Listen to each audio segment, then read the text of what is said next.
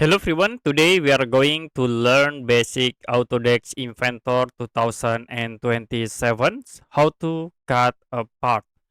So as example, I will create for the simple part, you can draw rectangle and use the extrude tools to convert into 3D. Now if you want to cut this part, we can use the split tools. So in here we need to create for the select tools. So I will use the plans here. Okay, I will select at this plan face and then use the offset plan. So I'll move into these points. Click OK. This plan as the cutting object. So you can click the split command and then you can select for tools this plan.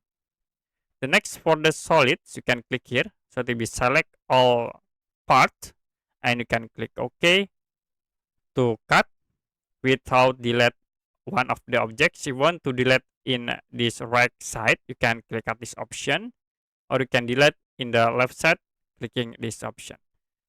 So I will use this point option. You can click OK, and it will be cut the object. Okay, I will create again. Like I will select at this face, create for the offset plane. Click OK, and then you can use the split. Okay, I will use the default for tools. You can select these planes and then solid will be selected.